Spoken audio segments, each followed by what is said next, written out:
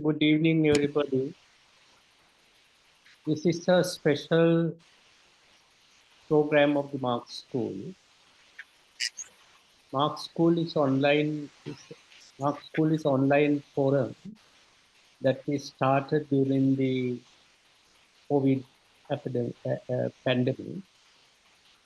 That made the physical meetings little difficult. And since then, I think we had about 20, 30 sessions of Marx School, or probably more. And today is a special program. We have Comrade Eric Hussein to speak on, is there a world without IMF? That's the title given to the show. Comrade Eric Hussein is a historian and a political scientist. He had his PhD from University of Paris, number 8, I don't know the system. And he's also an international spokesperson for a committee for the abolition of illegitimate debt. And he had written many books on international financial institutions, multilateral agencies, and also about the crisis in Greece. And he had visited many a time in Sri Lanka. I think about 4 to 5 years back, he came to the World Conference of the International Committee for the Abolition of Illegitimate Debt. So I warmly welcome Comrade Eric Hussein to this meeting. And without further ado, this is the structure. Comrade Eric Hussein will speak about 30 to 45 minutes. And then there will be brief singular translation by Comrade Danusha Patirana and Tamil translation by Jan. And after that, a Q&A session which will be moderated by Comrade Kalparaj Pakistan. So I thank again Comrade Eric Hussein. He accepted our invitation in a very short notice, and thank you for that. And without further ado, I invite Comrade Hussein to make his presentation. Thank you very much. Thank you. I am very happy to be with you. Thank you for the invitation. Just a question. There is translation simultaneously when I am speaking into Tamil and Sinhala. It will be done later, comrade. No, Tamil and Sinhala translations are brief translation, which will be after your speech. Ah, okay. So you can continue your speech. Okay. Okay. So the question for this conference is there a life without the IMF? But it would have been possible to ask, is there a life for Sri Lanka with the IMF? Is there a life with peripheral countries with the IMF? How can people imagine that it is possible to make better the situation of Sri Lanka, accepting to keep on with the IMF? That's the real question. And I know that a lot of experts, a lot of people of the left think that there is no alternative to the IMF. and I think that they are wrong. Uh, so let us speak about the IMF. The IMF is one of the main culprits of the horrible situation of Sri Lanka. It is not the only culprit, but because the Sri Lankan capitalist class is also responsible for the disaster, and political elites of Sri Lanka are also complicit with the IMF. But the responsibility of the IMF is very important.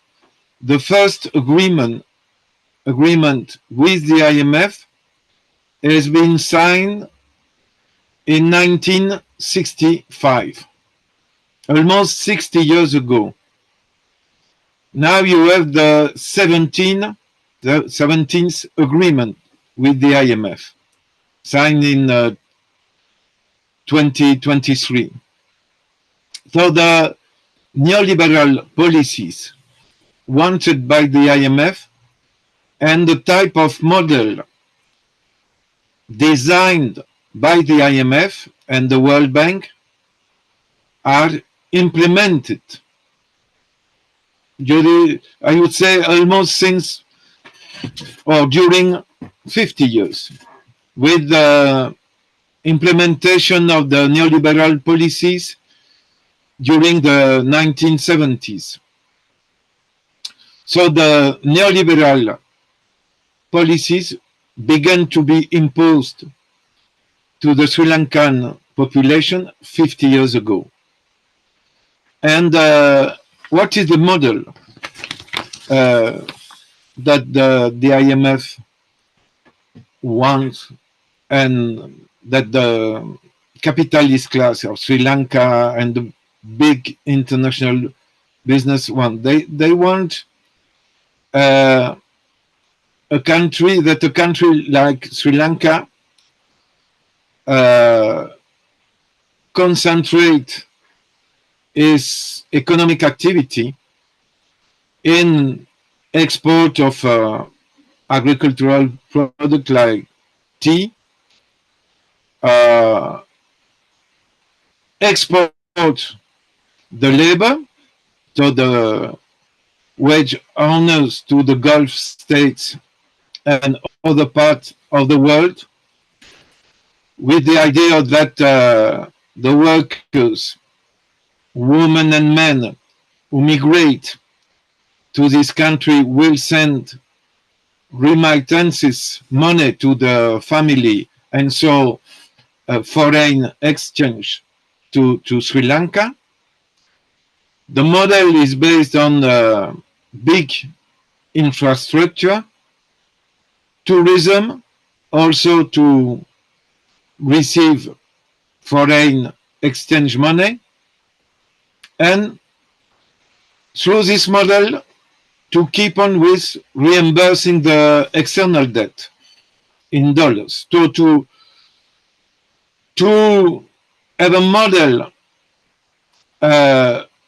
with no real industrialization of the country, with no real support to the peasantry producing, for instance, rice to feed the population of the country, a model which implies to depend totally to import food like cereal, rice, or a big part of the rice that the people is eating, to import fuel, to receive external money to pay back the debt.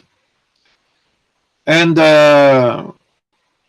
they implement this model with privatization, with attacks against the public services, attacks against what was in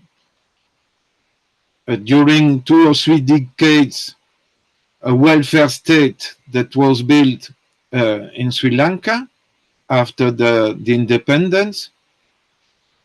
And this model seemed to function, to give results. Some growth, the tourism expanded, the workers who went to the Gulf countries were sending a lot of money to the families, and that provide money, foreign exchange to the state to pay back the debt. But at the same time, we had a credit bubble, principally between 2010 and 2015 in infrastructure, a credit bubble. And when external shock happened, beginning with COVID pandemic in 2020, 2021, this brought tourism to a halt.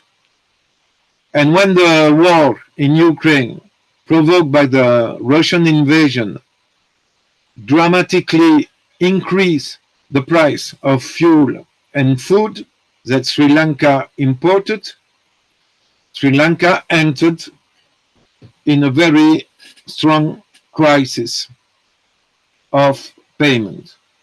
The chain of events accelerated the crisis of the model recommended by the IMF, and the crisis hit Sri Lanka head-on, as it did to other countries that were perceived as success stories of the neoliberal capitalism promoted by the IMF and big business.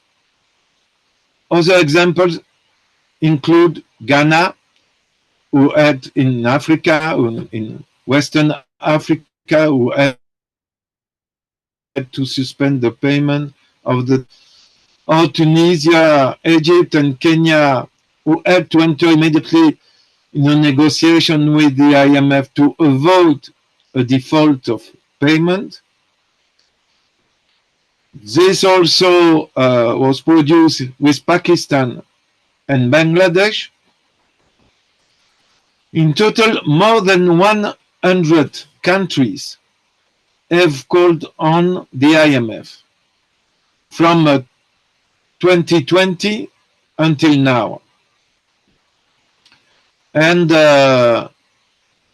so it's very important for the people of Sri Lanka to be conscious that Sri Lanka is not an exception. I would say all the countries who are implementing the IMF model, the neoliberal capitalism model, have entered also in a very huge crisis. Sri Lanka is an example between other examples. It was very harsh for Sri Lanka because we had the addition of terrorism in, if I remember, in 2019, COVID pandemic, and later the effect of the war in Europe. But almost all the countries who accepted the model proposed or imposed by the IMF and the World Bank entered in crisis. The majority of them are not in default because they are borrowing emergency money from the IMF or from China, which is also a big and a powerful creditor and lender. And with this emergency money, they succeed not to default. But in reality, we have a generalized new international debt crisis. So what should have been done? I would say if we had, if Sri Lanka have had a real leftist government in 2020, the solution was to suspend the payment of the debt, telling the international community that there was a fundamental change in circumstances independent from the voluntary, from the power of the Sri Lankan people because of the pandemic. And you should know that the international law allows countries to suspend the payment of the debt when there are external shocks. The government of Sri Lanka decided to keep on with the payment, and when the crisis worsened, finally, in March, April 2022, it decided to enter in default. So it was a technical default because there were not any more money, and there was sufficient money to import fuel and food, which provoked a big rebellion of the population against the government. But what should have been done would have been a unilateral declaration of suspension of payment, and to combine that with launching an audit of the debt to identify the part of the debt which is illegitimate, and to show the complicit behavior of the creditors. Because, of course, the responsibility of the Sri Lankan government was very important. But if the Sri Lankan government succeeded to indebted the country for such an amount of money, it is because the lenders accepted that, knowing what was the model, and knowing that the government was corrupted, and that there was an embezzlement, a very important embezzlement of the political elites of the country. So to explain what could have been done, I will take 3 examples. First, we should remember the East Asian crisis of 1997.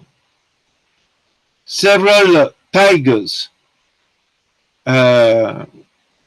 East Asian tigers like Philippines, South Korea, Indonesia, Malaysia, entered in crisis, provoked by the international situation, but also provoked by the model they were implemented, opening their country to the flux of capitals.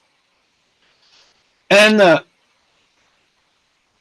in answer to this crisis, the IMF proposed a big package of credit to maintain the payment of the external debt. And one government decided not to accept the IMF credit. It was the government of Malaysia. And thanks to the fact they decided not to accept the money of the IMF, they succeed to reconstruct, to rebuild the economy, to go back to the growth, to the economical growth, much more fastly than the Philippines, South Korea, and Indonesia.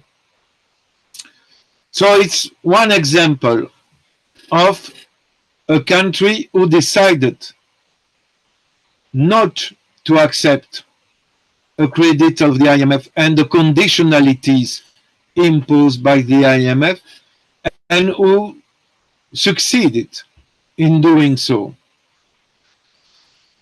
A second example, I would say it's a bad example. It's Argentina. Argentina, I will not speak about the long list of the crisis that affected Argentina. I will only speak about the crisis after 2018-19. We had a government like your government in 2020, 21, 22, the Macri government. And this neoliberal model entered in a very huge crisis. And Argentina asked for credit of $45 billion in 2019, given by the IMF during the Trump government, presidency in the US. And after that, the people of Argentina vote in favor of a leftist, a progressive government, a Peronist government, who promised to the people not to keep on paying this illegitimate debt. But they didn't respect what they say to the people to be elected. And the Minister of Finances, Martin Guzman, I name it because he traveled, I think, several times to Sri Lanka to give some advice to the Sri Lankan government in the recently. And this Martin Guzman, which is linked to Joseph Stiglitz, Nobel Prize of Economy and a Keynesian economist, Martin Guzman tried to negotiate with the IMF. And it was a complete failure. It doesn't succeed in reducing the debt with the IMF. And finally, he accepted a new agreement with the IMF in March 2022, when exploded the crisis in Sri Lanka.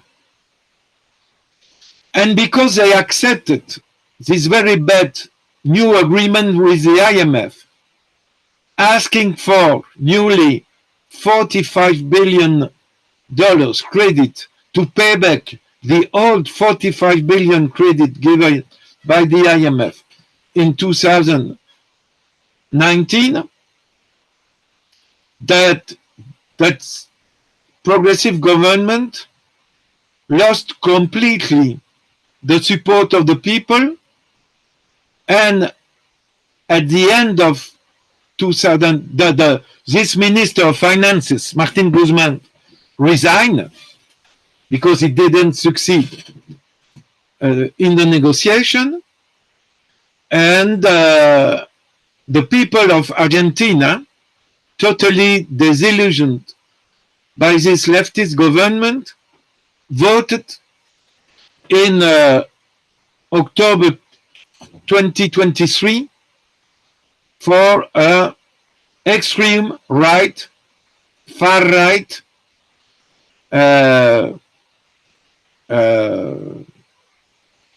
president, Javier Milei, friend of Elon Musk, of Tesla, friend of Trump, friend of Moody, friend of Netanyahu, friend of all the far-right government on the planet. And Argentina is still in agreement with the IMF. So the example of Argentina allows us to see that an agreement with the IMF doesn't provide any good solution for the people. My third example is the experience of Ecuador. Ecuador is a country with a population more or less like Sri Lanka. It's a peripheral economy in Latin America. It exports banana, but it exports also fuel. They have oil and they exploited oil. And Ecuador was submitted to 20 years of very strong neoliberal economies. And in several occasions, in 3 occasions, the people of Ecuador entered in rebellion and provoked the resignation of 3 successive neoliberal presidents from the year 2000 until 2005. 3 neoliberal presidents had to resign under the pressure of the street of the indigenous people of Ecuador mobilized against neoliberal policies. And so we had a leftist government with a new president. He was 43 years old. And he said to the people, if you vote for me, it was in the 2006, I will stop paying the legitimate debt reclaimed to the country. I will also convoke a referendum to see if the people want a new constitution and to elect a new constituent assembly. He said, if you elect me, I will stop the free trade agreement in negotiation with the USA. And fourth, if you elect me, I will stop the treaty with the USA about the military base, the US military base on our country, on the Pacific coast. And he was elected. End of 2006. And in 2007, when he began to be president, he convoked this referendum in favor of a new constitution. And he gained the referendum with 82% of the vote. He also expulsed the representative of the permanent representative of the World Bank in Ecuador. He told the IMF, you have to go out of the central bank office and you have to rent your office where you want in the capital, but you have to pay for that. And you cannot stay inside the central bank office. And he created an audit committee composed by representatives of citizen movement, indigenous movement, feminist movement, anti-illegitimate debt movement, ecological movement, and 6 representatives of anti-debt campaigns, international anti-debt campaign. And I was invited to be part of this debt truth committee, audit committee of the to analyze the debt reclaimed to the country. And were part of this commission, of this committee also, 4 organs of the state. The Ministry of Finances, the Ministry of Justice, the account of office to control the expenses of the government, and the anti-corruption committee. And we worked 14 months. And at the conclusion of our audit of the multilateral debt, commercial debt, bilateral debt, and domestic debt, was that the overall majority of this debt was illegitimate and odious. And on the basis of this conclusion, the government decided to suspend the payment of the debt unilaterally. They had the money to pay the debt because they were exporting crude. But they say, we don't want anymore to pay back the debt to the creditors who are reclaiming an illegitimate debt to us, because we want to increase the social expenses in favor of our people. And they increase the spending in education, in health. They increase the minimum wage. They create jobs, etc. in the year 2009, 10, 11. They were victorious against the creditors.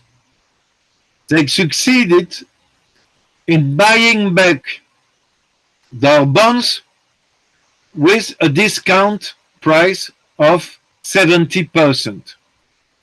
They succeeded that because they declared suspension of payment, and because they they decided not to make an agreement with the IMF, not to ask any money to the IMF, not to ask any more money to the World Bank, and to stop the payment, reduce the debt service, and increase the social expenses, which provoke a growth, an economical growth, and which make better the life of the population of Ecuador. So it's a good example. It's not exactly the same situation in Sri Lanka, I agree, but it shows that a little peripheral country can confront the IMF, can confront the World Bank, can confront the financial market, the bond holders like BlackRock, Blackstone, and other investment funds who are the bond holders of the Sri Lankan debt, as they were bond holders of the Ecuadorian debt. So now, what could be done? I think the Sri Lankan left should oppose the idea that the unique solution is to negotiate with the IMF, try to convince the IMF to be less cruel, less harsh in the conditionality imposed to the country. They will not soften really what they are asking to the country. So we need to oppose the agreement with the IMF, to oppose the agreement with the bondholders. Your country, your government is in a negotiation with the private bondholders. And in a way accepting only an haircut, a reduction of the face value of 20%. You cannot accept that. The market value of the Sri Lankan bonds 2 years ago was 20% of the face value.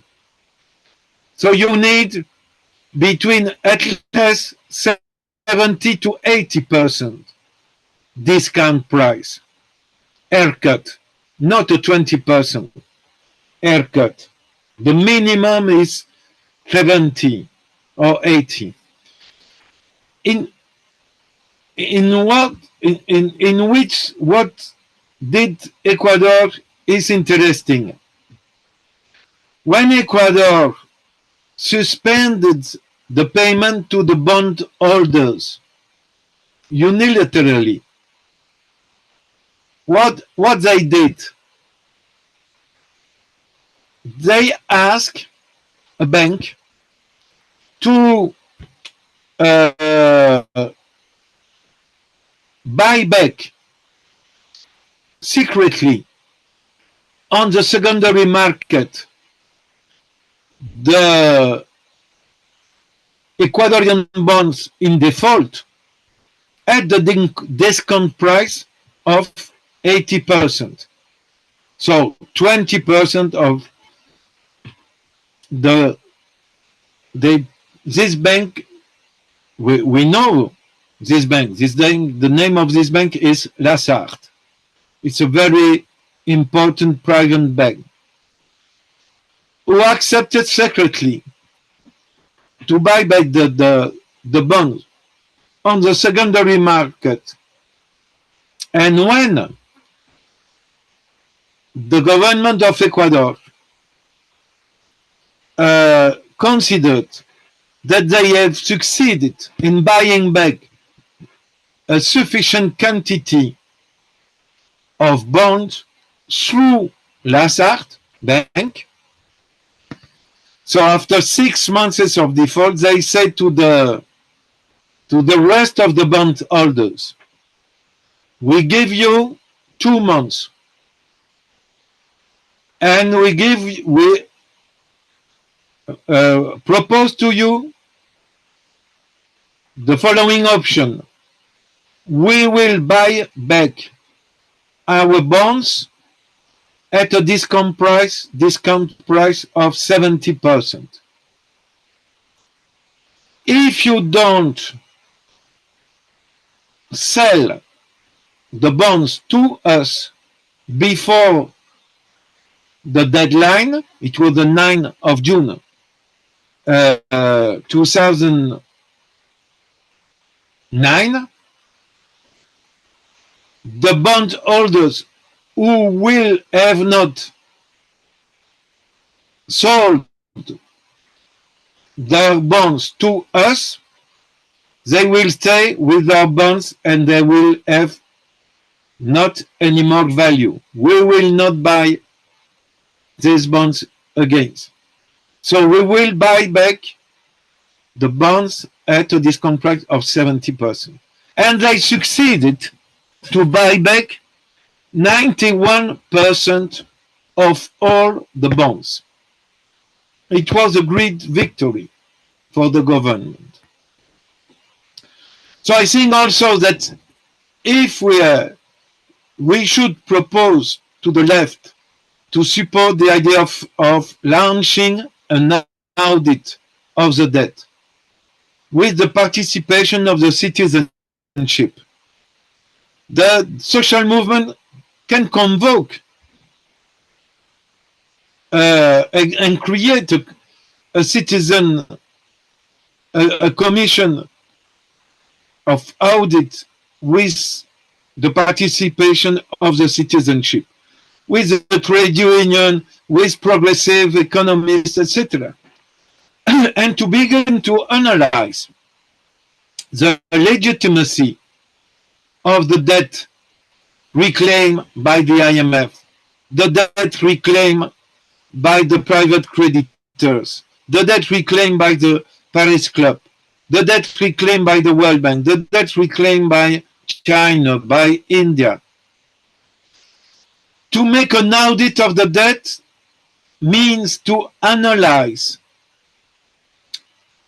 what this debt was used to implement which policy. What was the result of the policy implemented thanks to the indebtedness? I mean, what is the result of the building of the big harbor, the big port in deep water owned by China? What is the result of the model recommended by the IMF to Sri Lanka? What is the result of other infrastructural, big mega infrastructural projects? And to show to the public opinion that the results are really negative and that the creditors was complicit with the borrowers and should have analyzed the legitimacy of the debt.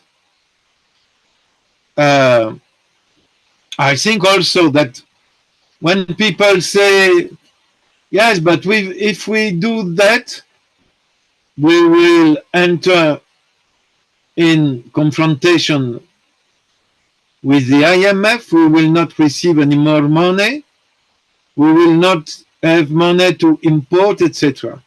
So the question is to raise money, to tax the rich, to tax the transnational corporation, to recover the debt from embezzlement, corruption, so to increase the fiscal revenues of the government and to increase social spending and to relaunch the economic activity of the people, of the little producers, of the little entrepreneurs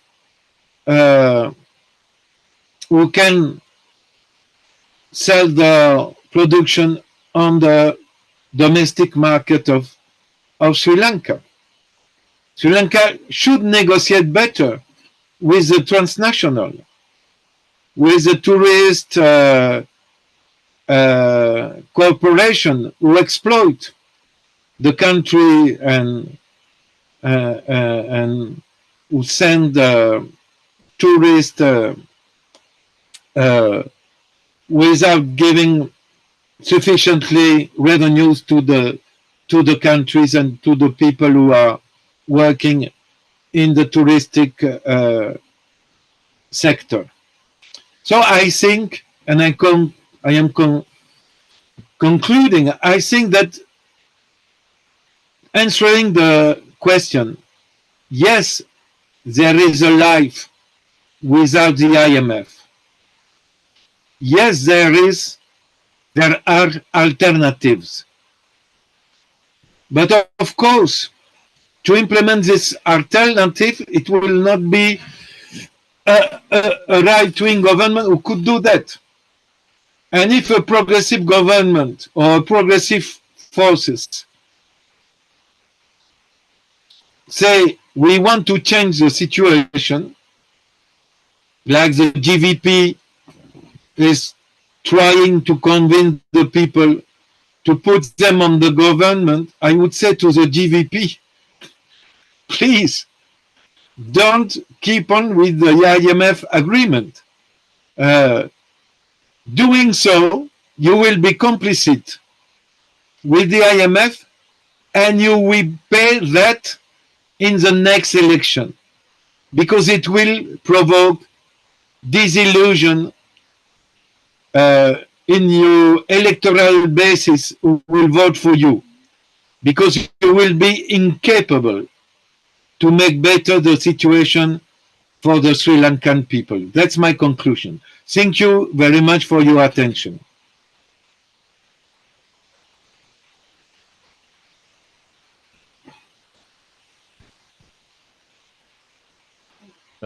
Professor So Lienige, my, you're muted. Professor Lienige, you're muted. Thank you very much, Eric, for very clear, lucid presentation on IMF and also some international experience in Argentina, Ecuador, and many other countries. Now we will give brief translation into Tamil and Sinhala. First, I will invite Comrade Jonathan to make brief Tamil translation. Thanks, Jonathan.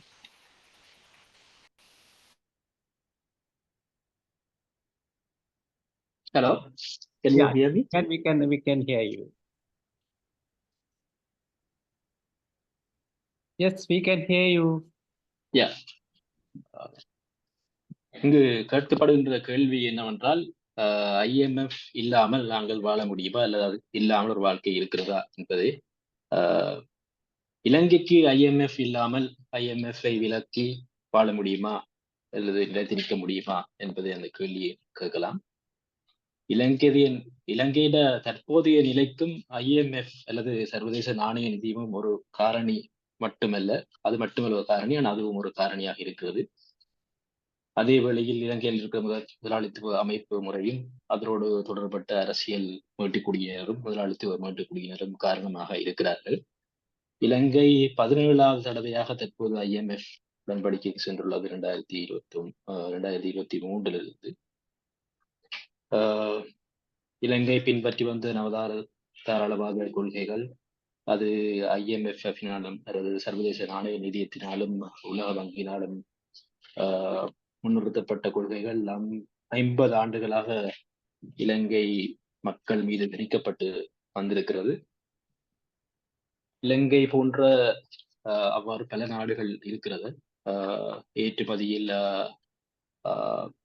தேயிலை, மனித உழைப்பு போன்றவற்றை மட்டுமே ஏற்றுமதி பண்டமாக அனுப்பி அதன் மூலம் புறப்படும் அந்நிய செலாவணியை வெளிநாட்டு கடன்களுக்கு மீளச் செலுத்துவதற்கு பெருமளவு பயன்படுத்தி அடிப்படை தேவையிலான உணவு, எரிபொருள் போன்றவற்றை இறக்குமதி செய்வதற்காக பயன்படுத்தியுமே நாங்கள் வந்துள்ளோம். இந்த அமைப்பு முறைமையே அல்லது முறைமையே சர்வதேச நாணய நிதியம், உலக வங்கி போன்ற உலக நிதி அமைப்புகளால் நமக்கு கட்டாயப்படுத்தப்பட்டு பின்படுத்தப்பட்டு வந்திருக்கிறது. அந்த வகையில் 2000 ஆண்டில் ஏற்பட்ட பெருந்தொற்று, பின்னர் ஏற்பட்ட ரஷ்யா யுக்ரைன் மீதான ரஷ்யன் படையெடுப்போடு நெருக்கடி நிலை குறமடைந்ததை நான் காண்கிறோம். இதே போன்ற நிலைதான் கானா, இந்தோனேசியா போன்ற நாடுகளுக்கும் ஏற்பட்டது. இந்த மாதிரியாக 100 நாடுகள் இவ்வாறு சர்வதேச நாணய நிதியத்தில் 2000 ஆண்டிலிருந்து 2020 ஆண்டிலிருந்து 24 ஆண்டு வரையான காலப்பகுதியில் கிட்டத்தட்ட 100 நாடுகள் இவ்வாறு சர்வதேச நாணய நிதியத்திடம் நிதி உதவியை கோரி அந்த உடன்படிக்கைக்கு சென்றிருக்கிறது. இலங்கை ஒரு விதிவிலக்கான நாடு அல்ல அந்த 100 நாடுகளுக்கு. இலங்கையும் அதே அந்த நாடுகளைப் போலவே பொருளாதார அமைப்பை கொண்ட நாடாக நெருக்கடியை எதிர்கொண்டது. பெரும்பாலான நாடுகள் அவற்றில் திவாலான நிலையை அடையவில்லை. காரணம் அவை IMF கடன் நிதியுதவிக்கு சென்பது அல்லது வேறு நாடுகளிடம் கடன் அல்லது நிதியுதவி பெற்றதன் மூலம் அவ்வாறான டிஃபால்ட் நிலையிலிருந்து தப்பிக்கொண்டோம். ஆனால் நாங்கள் ஒரு சர்வதேச கடன் நெறியில் இருக்கிறோம்.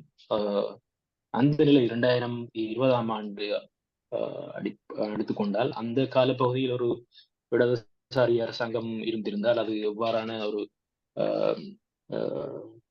நடவடிக்கையை அல்லது தீர்மானங்களை எடுத்திருந்தால் இந்த நெருக்கடியை பின்னர் ஏற்பட்ட IMF-ஓடு சர்வதேச நாணயத்தோடு நெருக்கடியை தடுத்திருக்கலாம் என்று நாம் பார்த்தால் நாங்கள் அந்த நேரத்தில் கடன் மீள செலுத்துவதை நிறுத்தியிருக்கலாம். அவ்வாறு நிறுத்தியிருந்தால் 2022 மார்ச் ஏப்ரல் காலப்பகுதியில் திவாலடையும் நிலையை அல்லது டிஃபால்ட் நிலையை நாங்கள் தடுத்திருக்கலாம்.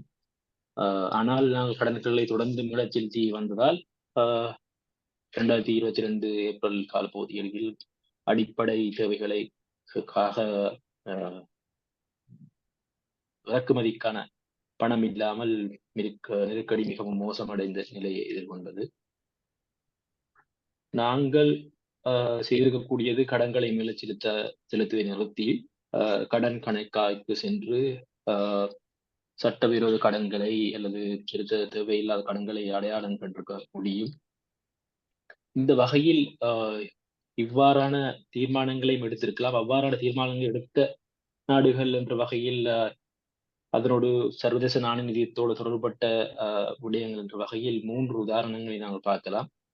முதலாவது உதாரணமாக கிழக்காசிய நெருக்கடியை 1979 ஏற்பட்ட கிழக்காசிய நெருக்கடியை நீங்கள் எடுத்துக்கொள்ளலாம். பிலிப்பைன்ஸ், தென்கொரியா, மலேசியா போன்ற நாடுகள் தமது சந்தைகளை சர்வதேச முதலாளித்த மூலதனத்துக்கு திறந்து விட்டதால் ஏற்பட்ட நெருக்கடி. அந்த நேரத்தில் மலேசியா எடுத்த தீர்மானம் IMF நிதி உதவி அவர்கள் ஏற்றுக்கொள்ளாது, அவர்களது நிபந்தனைகளை ஏற்றுக்கொள்ளாது. அந்த அவர்களது தீர்மானத்தால் அவர்களது பொருளாதாரம் மிக வேகமாக மீள கட்டியெழுப்பப்பட முடிந்தது. இரண்டாவது உதாரணமாக அர்ஜென்டினாவை எடுத்துக்கொள்ளலாம். 2018, 2019 அங்குள்ள அரசாங்கம் நெருக்கடியை எதிர்கொண்ட வேளையில் சர்வதேச நாணய நிதியத்திலும் 45 பில்லியன் அமெரிக்க டாலர்கள் நிதி அதனோட உடன்படிக்கையை ஏற்படுத்திக் கொண்டார்கள். அதன் மூலம் ஏற்பட்ட சர்வதேச நாணயத்தின் மேற்கொள்ளப்பட்ட உடன்படிக்கையால் ஏற்பட்ட நெருக்கடியை உதாரணம் வெடித்த நிலையில் மக்கள் பெருமளவில் இடதுசாரி கட்சி ஒன்றுக்கு வாக்களித்து இடதுசாரி அரசாங்கம் ஒன்றை பதவிக்கு கொண்டு வந்தனர். ஆனால் சட்டவிரோத முறையற்ற கடன்களை மீளச் செலுத்த மாட்டோம் என்ற வாக்குறுதியை அந்த இடதுசாரி அரசாங்கம் மீறியது. அந்த அரசாங்கம் சர்வதேச நாணய நிதியத்துடனான உடன்படிக்கையை அல்லது பேச்சுவார்த்தையை மீள ஆரம்பித்தது. அது மிகப்பெரிய பிரச்சனையை கொண்டு வந்து முடித்தது. 2022 புதிதாக மீண்டும் 45 பில்லியன் அமெரிக்க டாலர்களை அவர்கள் நிதி கேட்டனர். அது அந்த நிதியுதவி பழைய கடனை மீளச் செலுத்துவதற்காக கூறப்பட்டது. அந்த நடவடிக்கையால் அந்த அரசாங்கம் மக்கள் ஆதரவை இழந்தது. அதன் விளைவாக அக்டோபர் 2023 தீவிர வலதுசாரி ஜனாதிபதி ஆட்சிக்கு கொண்டு வரப்பட்டார். இப்போது வரைக்கும் அர்ஜென்டினா சர்வதேச நாணய நிதியத்தின் உடன்படிக்கையிலேயே தொடர்ந்து இருக்கிறது. மூன்றாவது உதாரணமாக ஈக்குவடோர் எடுத்துக்கொள்ளலாம். இலங்கை போன்ற சந்தை கொண்ட ஒரு நாடு அது. அதுவும் இலங்கை போலவே ஏற்றுமதி உணவுப் பொருள் ஏற்றுமதி போன்ற ஏற்றுமதியை கொண்டது. அவர்கள் 20 வருடமாக நமது பொருளாதார கொள்கையில் இருந்து வந்தார்கள். அந்த கால பகுதியில் 3 தடவைகள் அரசாங்கங்கள் மக்களால் விரட்டியடிக்கப்பட்டன. 2000 ஆண்டிலிருந்து 2005 வரையான கால பகுதியில். அவ்வேளையில் புதிய ஜனாதிபதியாக போட்டியிட்டவர் இடதுசாரி பின்புலத்தை கொண்டவர், இடதுசாரி அரசியல் செயற்பாட்டை கொண்டவர் தான் முறையற்ற கடன்கள் மீளச் செலுத்தப்படுத்துவதை நிறுத்துவேன் என்றும் அமெரிக்காவுடனான சுதந்திர வர்த்தக உடன்படிக்கையை நிறுத்துவேன் என்றும் அமெரிக்க இராணுவ முகாம்களை அங்கிருந்து அகற்றுவேன் என்றும் மக்களுக்கு வாக்குறுதி அளித்து ஆட்சிக்கு வந்தார்.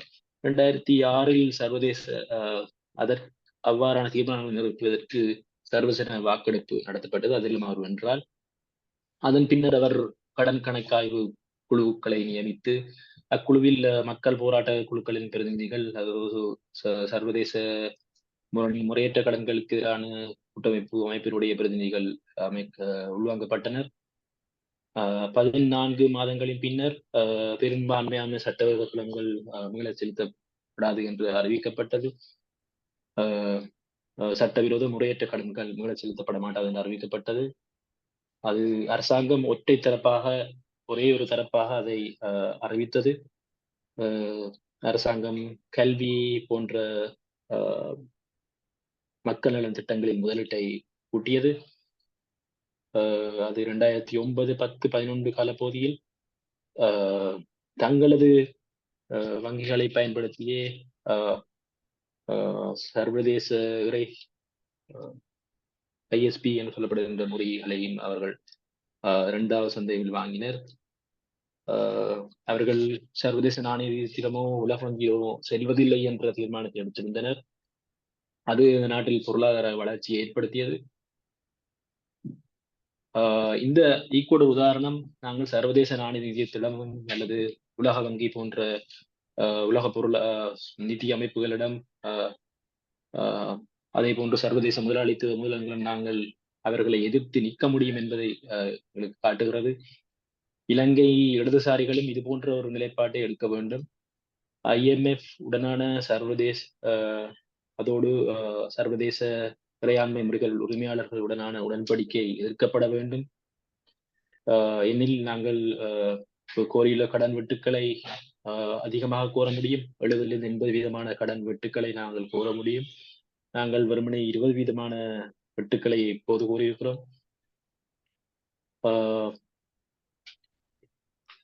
ஈக்குவடோர் அந்த சர்வதேச சந்தையில் பிறை பொறிகளை மீள வாங்கியது போல எங்களாலும் செய்ய முடியும். ஈக்குவடோரில் நடந்தது அவர்கள் குறிப்பிட்ட செய்திக்கு முன்னர் நீங்கள் திரும்ப அந்த ISP-க்களை விற்காவிட்டால் தாங்கள் அதை மீள வாங்க மாட்டோம் என ஒரு நிபந்தனையை விதித்தனர். அது ஒரு 95% அவ்வாறான ISP-க்கள் மீள வாங்கப்பட்டது. அது ஒரு வெற்றிகரமான பாதையை பின்பற்றி ஒரு வெற்றிகரமான பொருளாதார நிலைக்கு அவர்கள் சென்றார்கள். அது போன்ற ஒரு வெற்றிகரமான பாதையை நாங்களும் எங்கள் அரசாங்கம் பின்பற்றுவதை நாங்கள் வற்புறுத்த வேண்டும். கடன் கணக்காய்வு செய்யப்பட வேண்டும். கடன் எந்தெந்த விடயங்களுக்காக செலவழிக்கப்பட்டது, அதன் பலாபலன்கள் மக்களுக்கு கிடைத்ததா என்பது ஆராய்ந்து கடன் வழங்குநர்களுக்கு தள்ளுபடி செய்வதற்கான பொறுப்பு உள்ளது என்பதை நாங்கள் வெளிப்படுத்த வேண்டும். IMF-லிருந்து விலகிய நிலையில் ஏற்படக்கூடிய நிதி நெருக்கடியை அல்லது நிதி பற்றாக்குறை தீர்ப்பதற்கு நாங்கள் பெரும் பணக்காரர்கள், பெரும் முதலாளிகள் மீதான வரிகளை அதிகரிக்க முடியும். பெருநிறுவனங்கள், கோர்பரேட்ஸ் மீதான வரிகள் அதிகரிக்கப்பட வேண்டும். எனவேதான் இறுதியாக முடிவாக நாம் கூற முடியும், சர்வதேச நாணய நிதியத்திலிருந்து விலத்தி ஒரு வாழ்வு இருக்கிறது. ஒரு பொருளாதார மேல்நிலைக்கு செல்ல முடியும். வர இருக்கின்ற அரசாங்கத்துக்கும் நான் கூற விரும்புவது அதைத்தான். நீங்கள் IMF உடனான உடன்படிக்கையை தொடர்ந்தால் நீங்கள் மக்களின் எதிர்ப்பை மிக விரைவில் சந்திக்க வேண்டி வரும். அதன் மூலம் மிக விரைவில் வீட்டுக்கு செல்ல வேண்டிய நிலை ஏற்படும். Thank you. That's all the summary. Thanks, Jansen. Thank you very much. And now let me ask Comrade Danusha Patirana to give a, say, 10 minutes brief single translation. Okay. බොහොම ස්තුතියි ප්‍රොෆෙසර් සුමසිරි.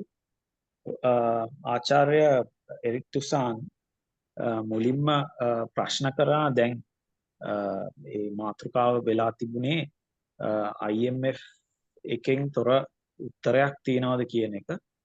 සහ IMF එකෙන් තොර ජීවිතයක් තියනවාද කියන එක.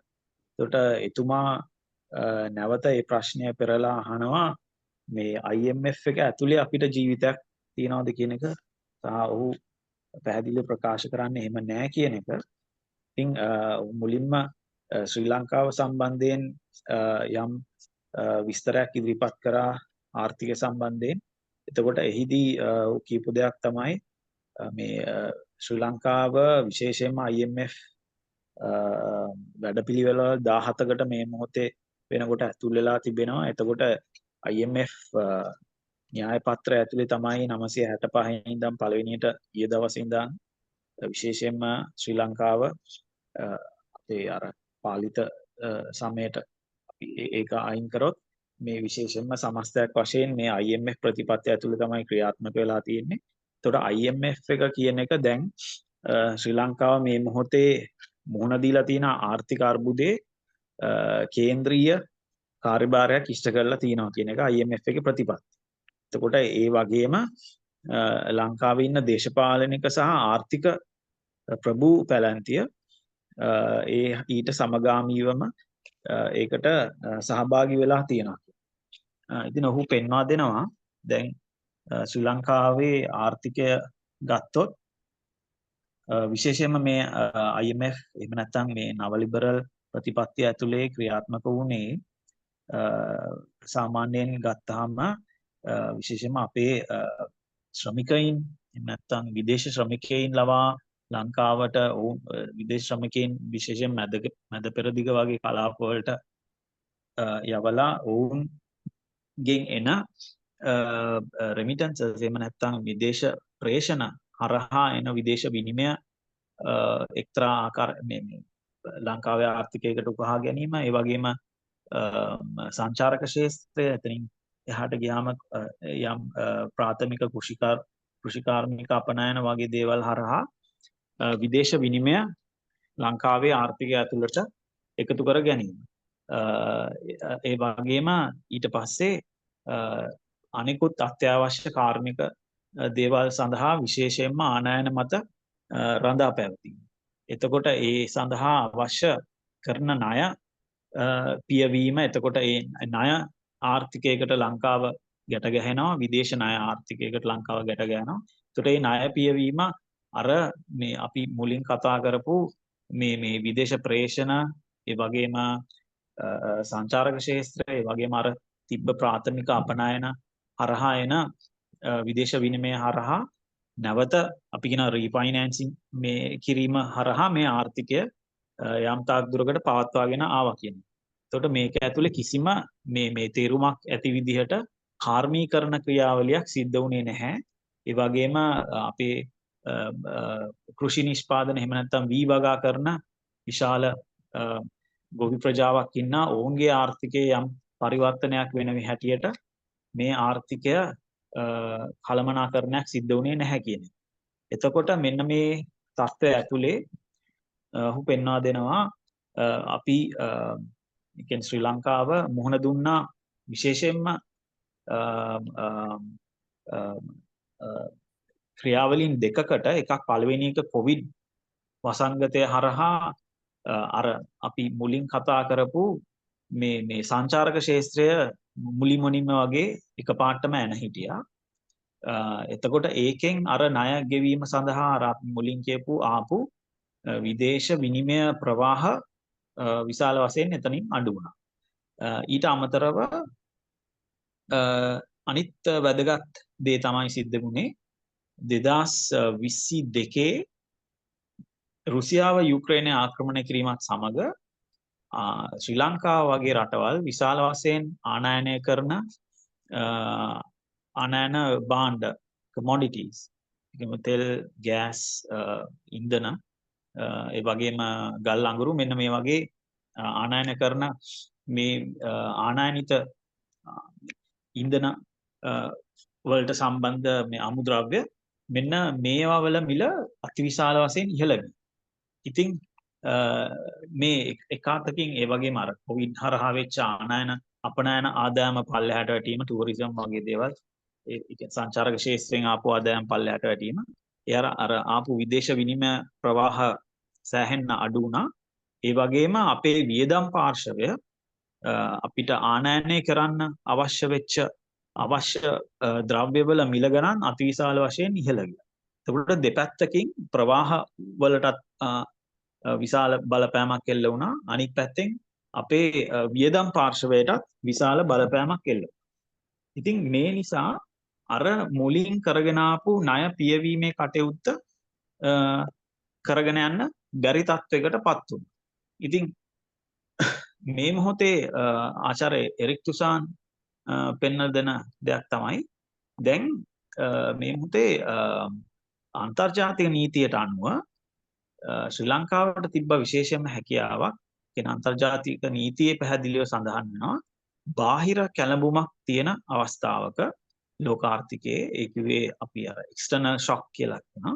ඒතර මෙහෙම අවස්ථාවක් තියෙන වෙලාවක මේ රටවල් වලට තියෙනවා පැහැදිලිම හැකියාවක් ණය මේ විදේශ ණය ගෙවීම අත්විඳින්න. එතකොට නමුත් ඉදන්නවා මේ රජය එහෙම කළේ නැහැ. මේ තමන්ගේ සංචිත ඉන්ධන ගන්න ණය ගෙව්වා.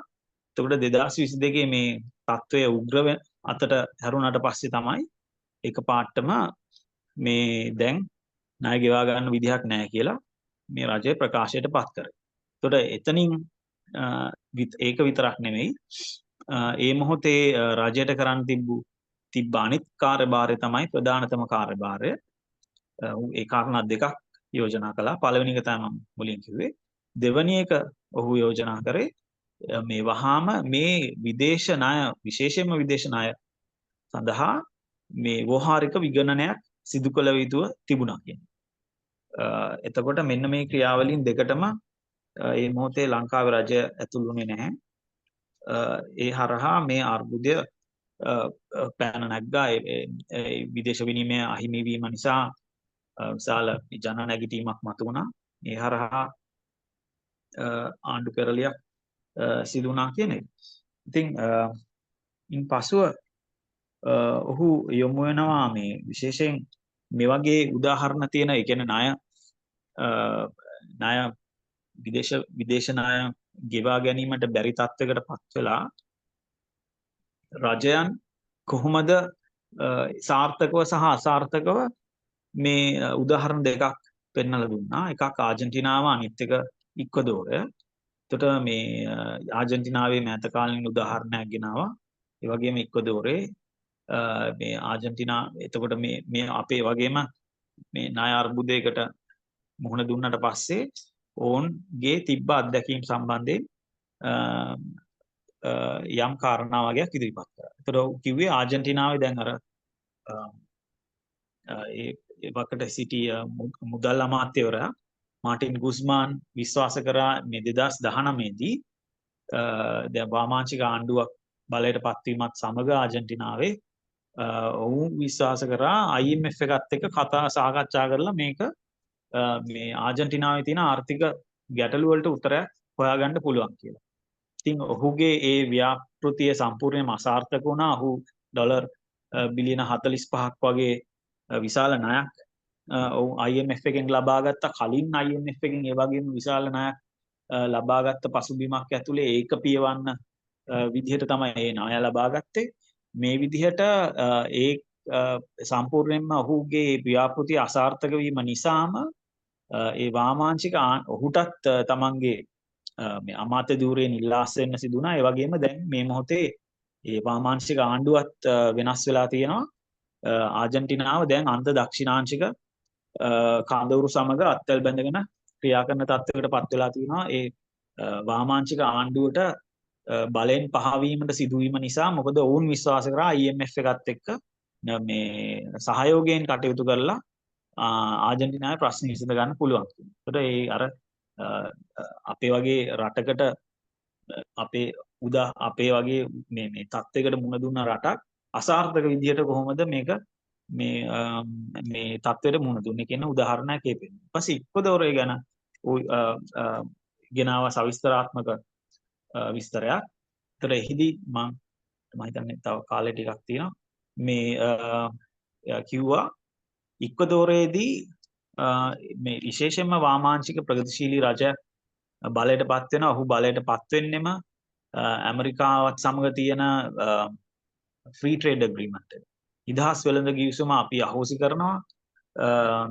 මේ වගේ ඉතාමත් අධිරාජ්‍ය විරෝධී ප්‍රගතිශීලී න්‍යාය පත්‍රයක් ඇතුළේ තමයි ඔහු බලයට පත් වෙන්නේ. එතකොට ඔහු ඒ වගේම රෙෆරන්ඩම් එකක් නැත්නම් ජනමත විචාරණයක් තිබ්බා මේ සම්බන්ධයෙන්. ඒ වගේම ණය විශේෂයෙන් මේ අනීතික ණය කියන එක අහෝසි කිරීම තමයි ඔහුගේ IMF එකෙන් ඉවත් වීම කියන එක ප්‍රධානතම ඔහුගේ සටන් පාඨයක් වුණා. මෙන්න මේ හරහා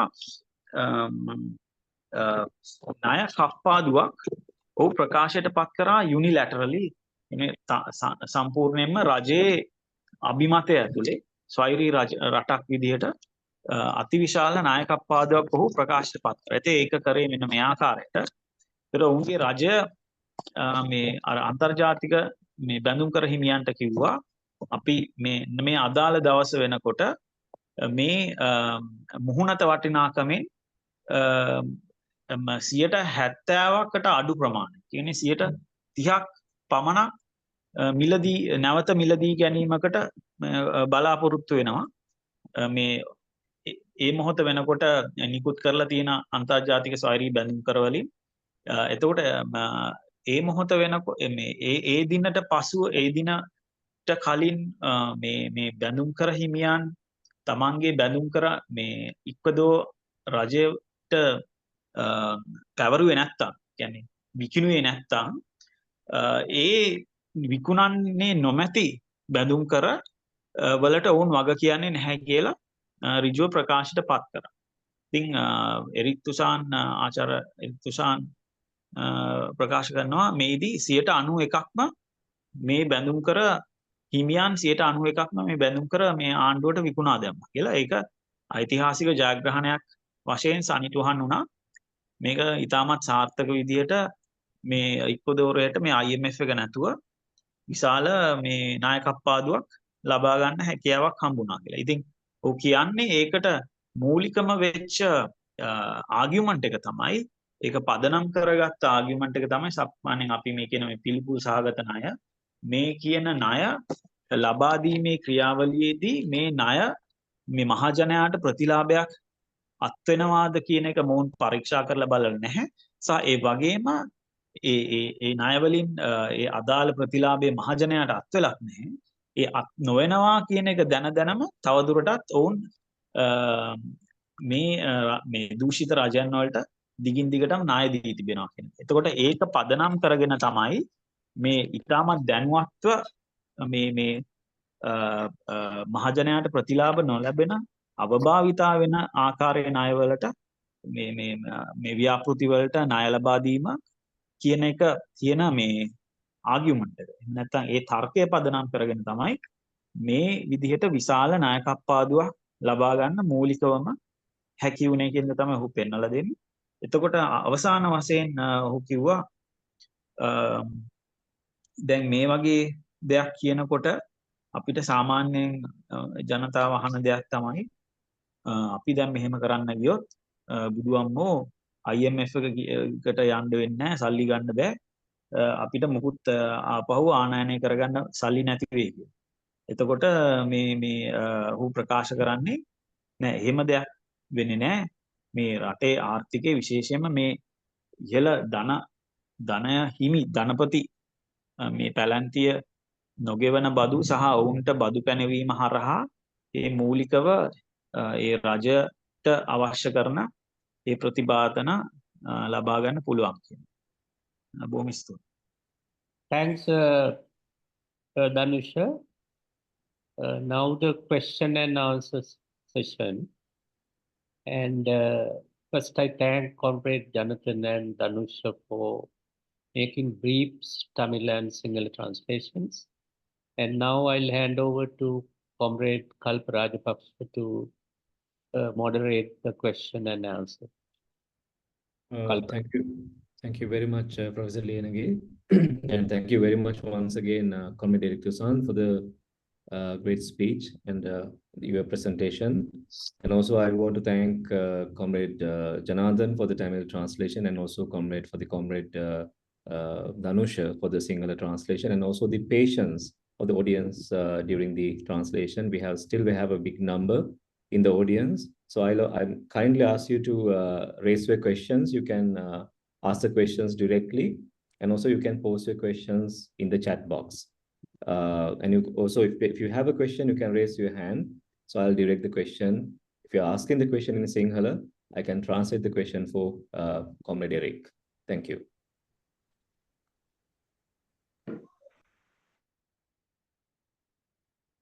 Kalpa, there's a question in the chat box by Pragash. I think Comrade Eric also can read it.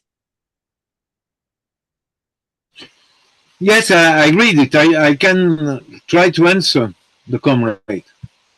Yes, Comrade, please.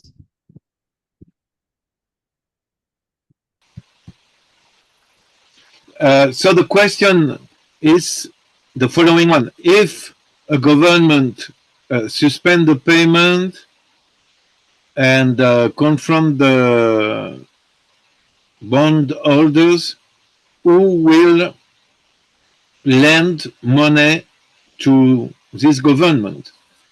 And so there is a lot of examples of countries who, after unilateral suspension of payment, unilateral repudiation of part of their debt or of the totality of their debt, have succeeded to receive new money from new lenders.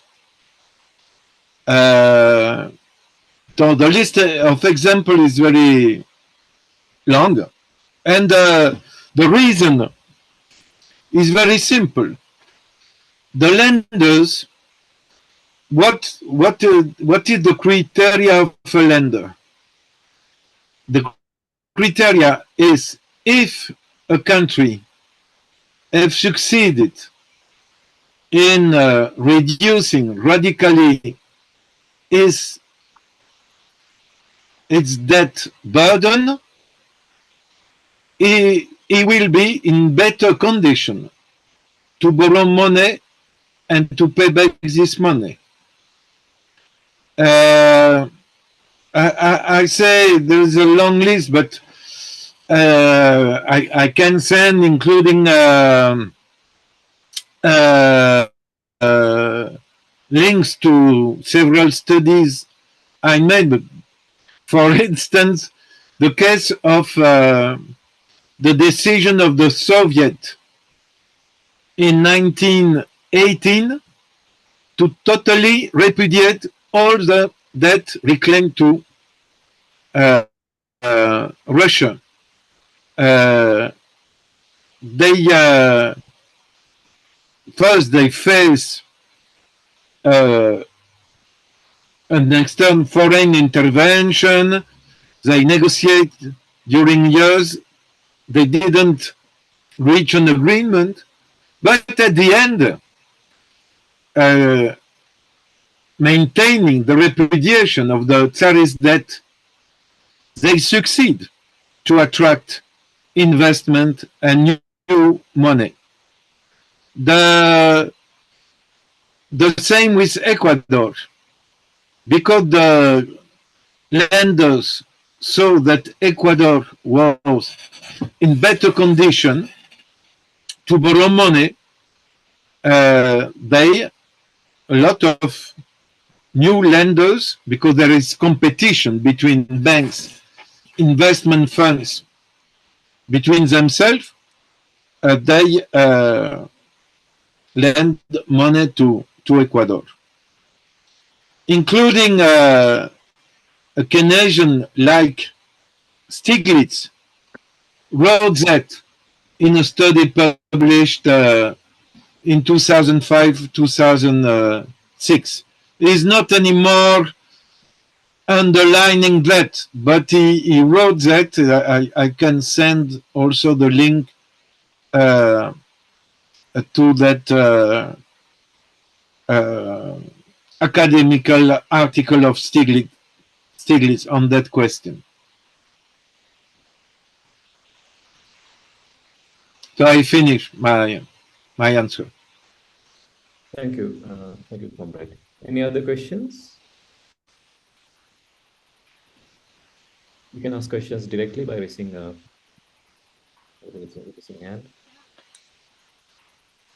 කල්පසාවතර ඒකේ Sinhala translation එකක් දෙනවා නම් හොඳයි.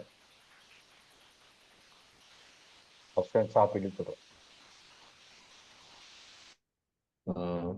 Okay. අපි තව question එකක් ගමු නේ.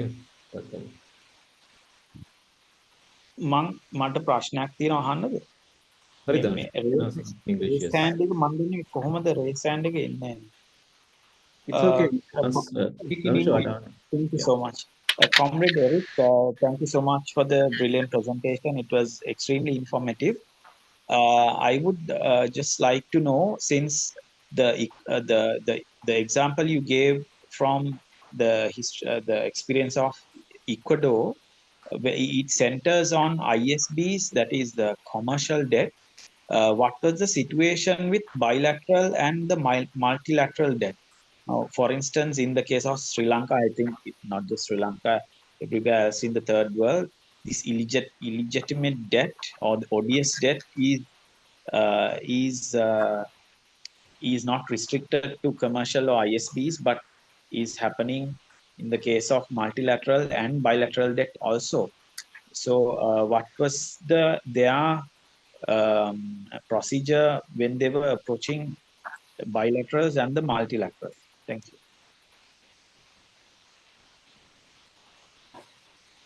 Can I answer?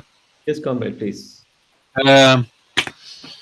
Yes, you're right. In the case of Ecuador, what did Ecuador is to expose the permanent representative of the World Bank and to ask the IMF to find the offices out of the central bank office.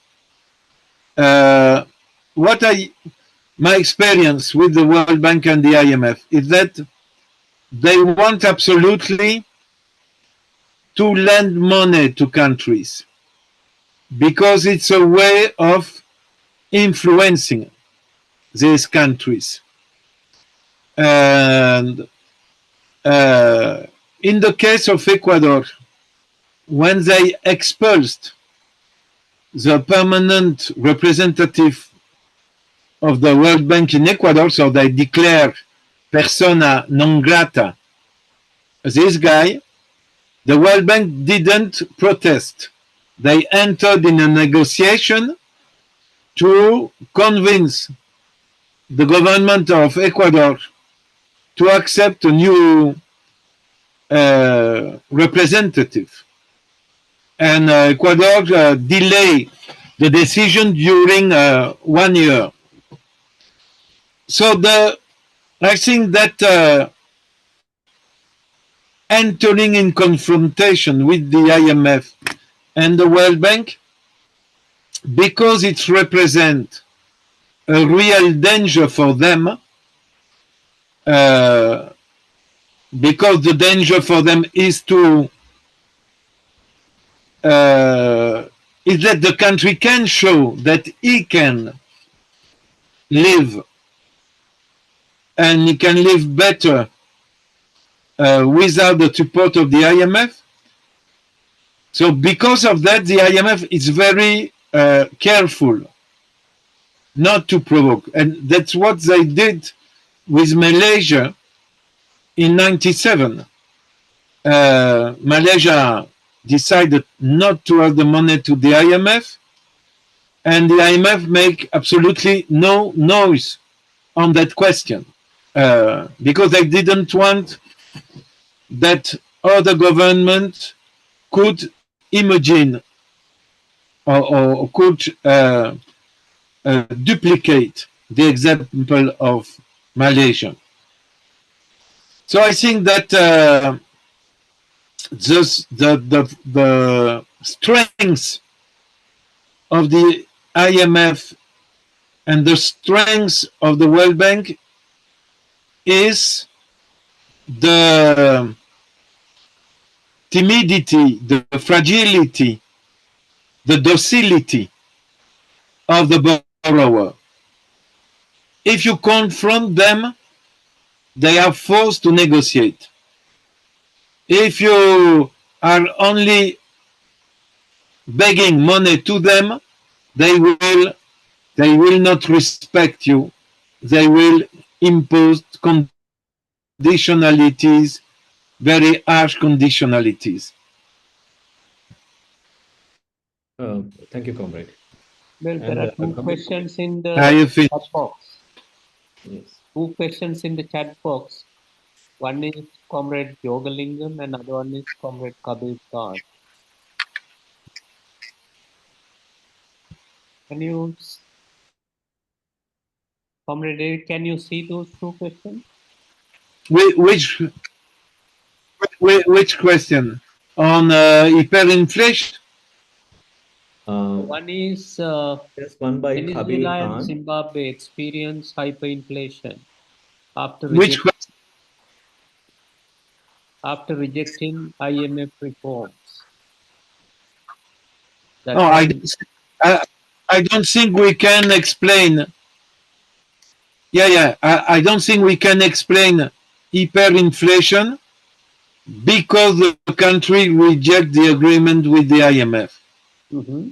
You had hyperinflation in Argentina under agreement with the IMF. And what happened with Venezuela? Venezuela is not really confronting the IMF and the lenders. Venezuela is trying to pay back the debt. And I think it's a big mistake to do that. So you have some propaganda from the mainstream medias who present Venezuela like a radical progressive government, but in reality, the Maduro government is very docile, is very disciplined in front of the lenders. And they try to pay back the debt. They never really took unilateral decision of suspending payment. I have tried to convince the Chavez government to do that, but I didn't succeed to do it.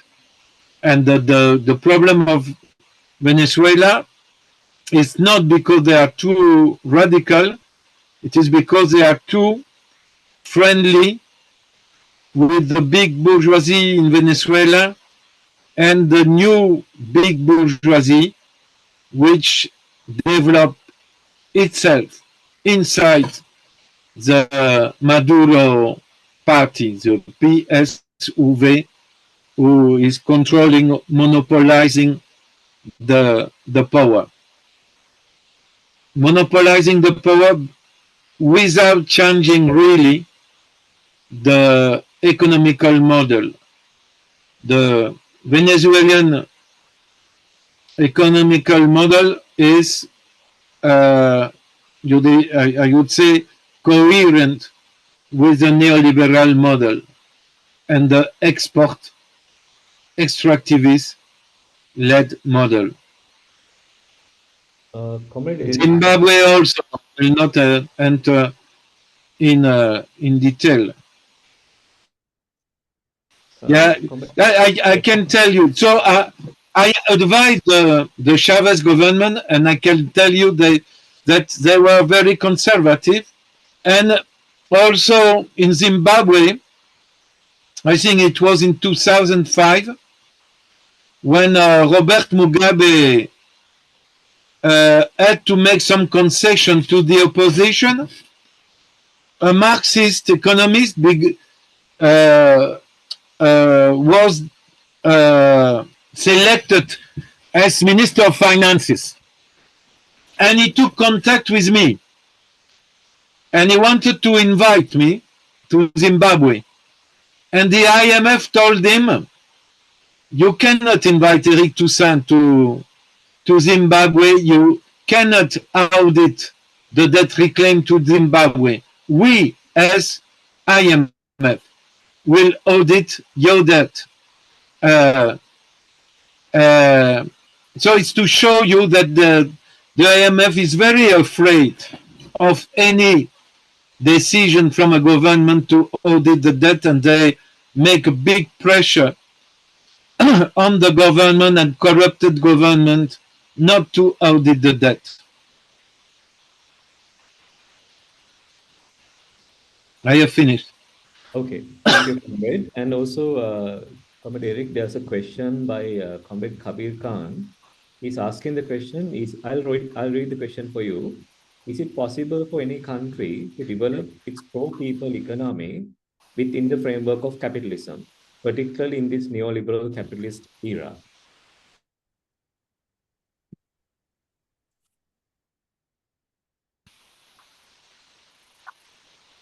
No, my answer is contundent. It's very clear. My answer is no. I don't think that for an overall for a peripheral economy, which is exposed to external shocks, I don't think that there is any possibility to have a real development respecting the neoliberal capitalist model. I would say the capitalist country of the periphery who succeed in some real development is South Korea and in some way Taiwan. But they have never respected the receipts of the World Bank and the IMF. What South Korea did was against the model that the World Bank recommended to South Korea. I wrote a long article on that. I can add the link to that article on how to explain the success of South Korea inside a capitalist system. It's very exceptional. And the same for Taiwan, because USA, because of the strategical position of South Korea and Taiwan nearby, and nearby in the case of South Korea, nearby North Korea and the Soviet Union. I am speaking about the situation in the 1950s, 1960s. The USA accepted that the capitalist government and dictatorial government in Taiwan and in South Korea didn't respect the receipt given by the World Bank and the IMF. And the USA didn't lend money to South Korea and Taiwan. They gave money, they grant money, no loans. All was given, like they did with the Marshall Plan for rebuilding Europe, Western Europe, after the Second World War. Also the proof that depending of borrowing is not the way of really developing your country.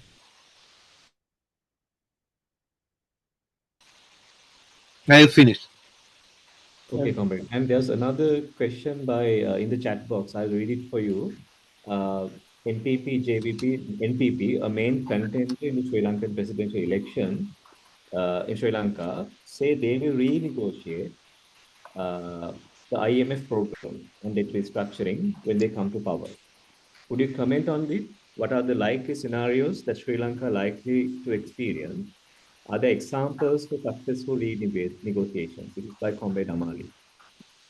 Thank you. Yeah.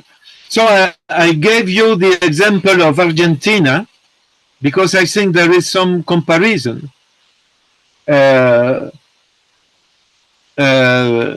the example of in some way we can compare what would be a GVP government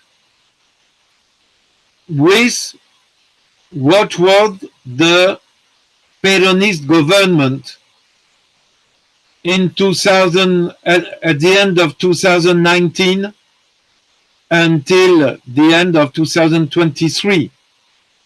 It was a progressive government who told the people, we will renegotiate with the IMF.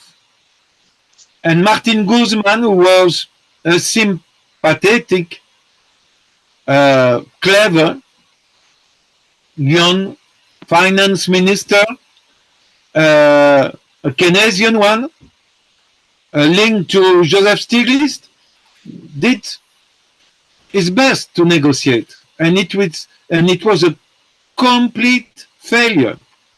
And after 2 years, he resigned, uh, I would say completely demoralized, and the progressive government, Peronist progressive government, lost the election.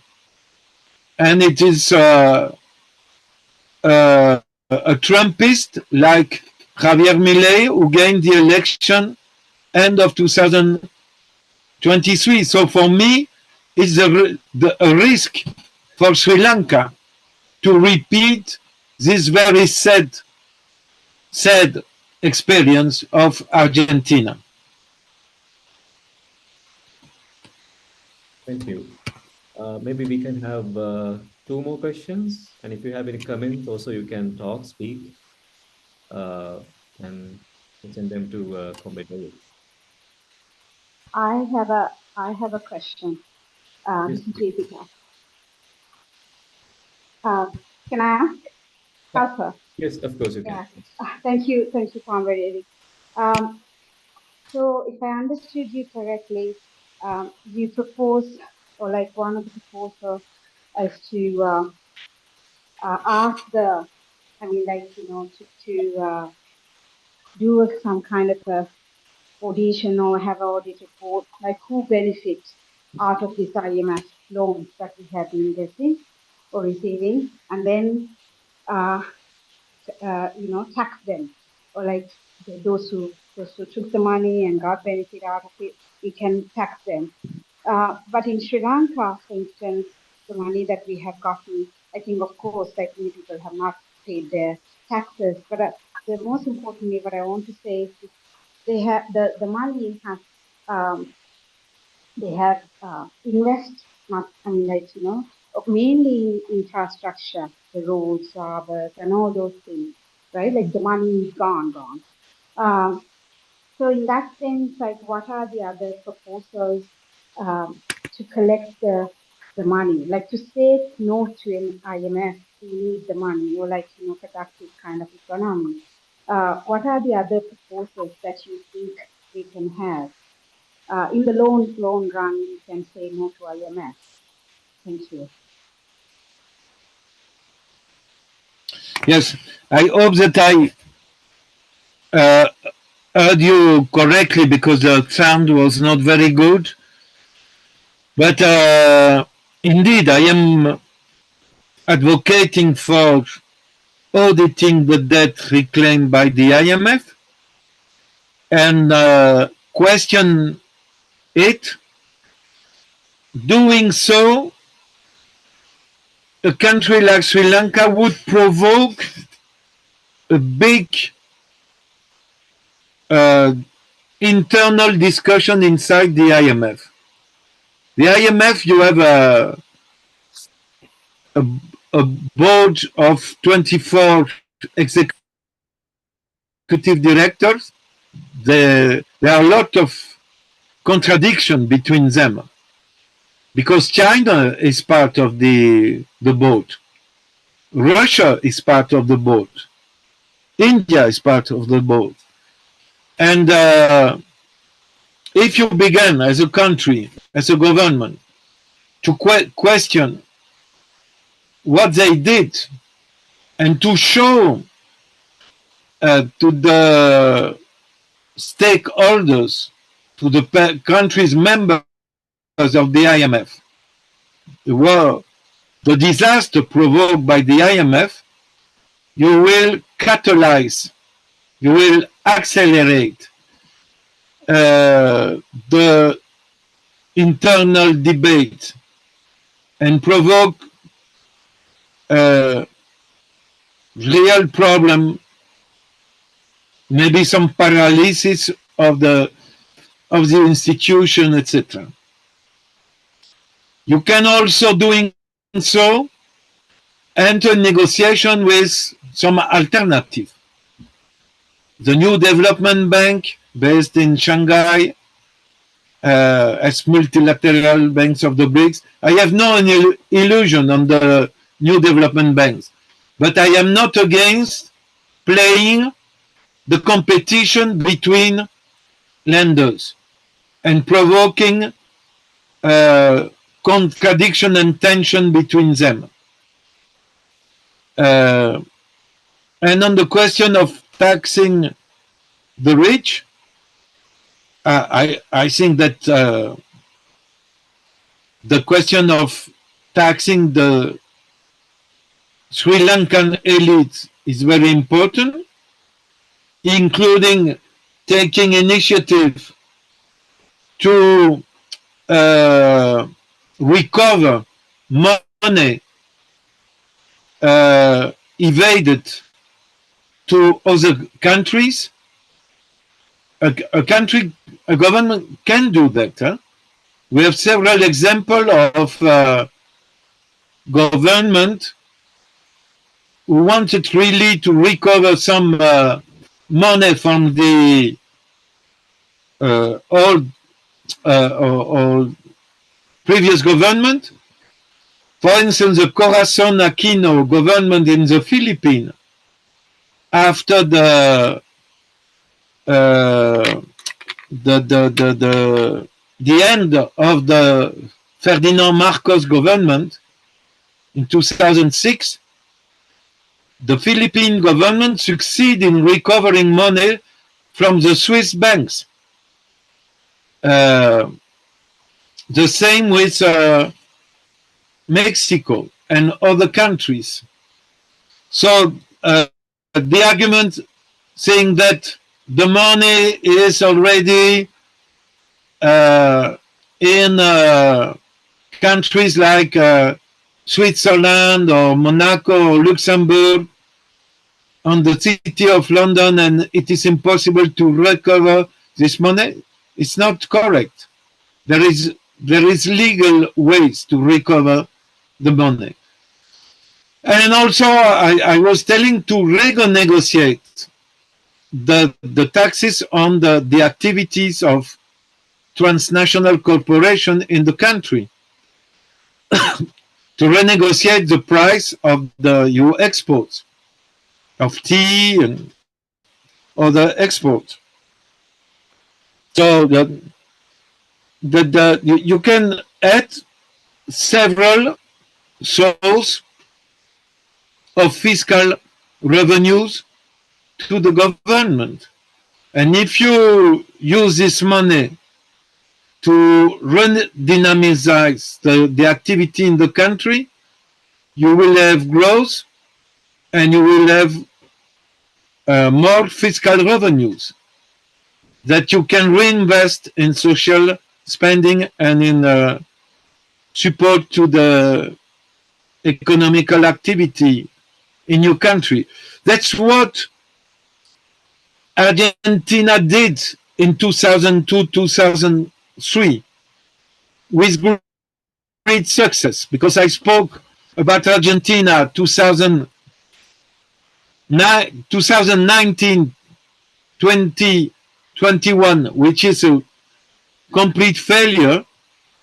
But what did the Argentinian government in 2002 and 3, after suspending the payment of the debt, was a success, because they reinvest the money in the national economy, increasing the tax of the agribusiness exporters, and it was a success during 5 years. After they made new errors with the restructuration of the debt. I have finished with my answer.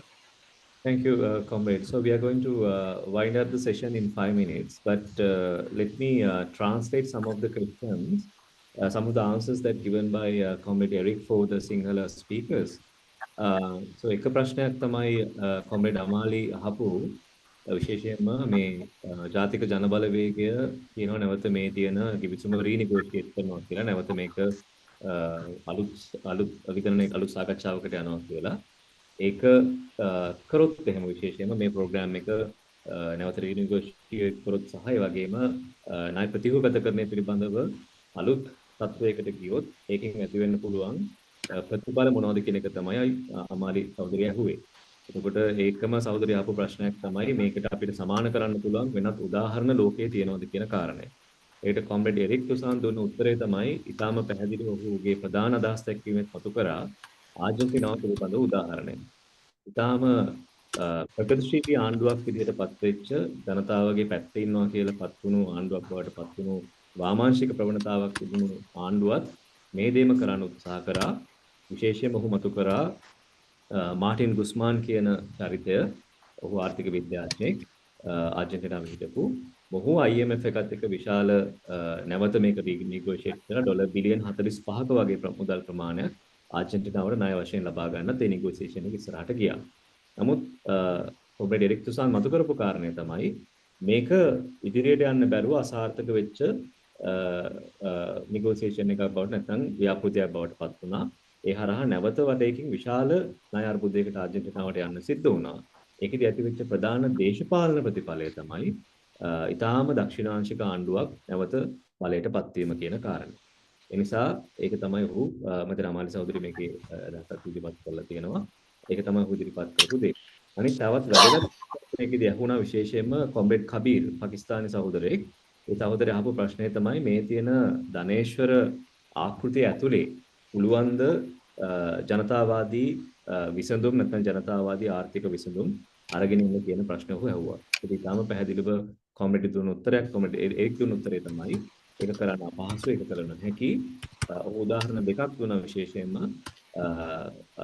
දකුණු කොරියාව සහ මට මතක විදිහට තායිවානය කියලාටක් තමයි මේ යම් විදිහක අර IMF එක සහ ලෝක බැංකුවේ තියෙන ක්‍රියාවලියට පිටින් ගිහිල්ලා මේකේ යම් කිසි ධනේශ්වර සංවර්ධනයක් අත්පත් කරගත්ත රාජ්‍යයන් කියන එක. ඒක ඔහුගේ උත්තරේ බවට පත් වුණේ මේ තියෙන නව ලිබරල් ධනේශ්වර ආකෘතිය ඇතුලේ මේක කරන්න ජනතාවට ගැලපෙන අපි කියන ප්‍රෝ පීපල් ජනතාවාදී ආර්ථිකයක් ගොඩනැගීම කළ නොහැකි කියන එක තමයි ඔහු මතු කරේ.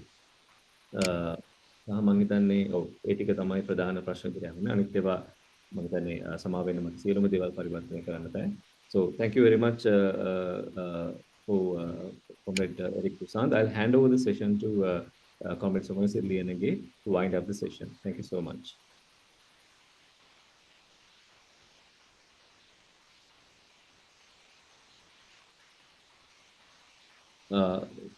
All right.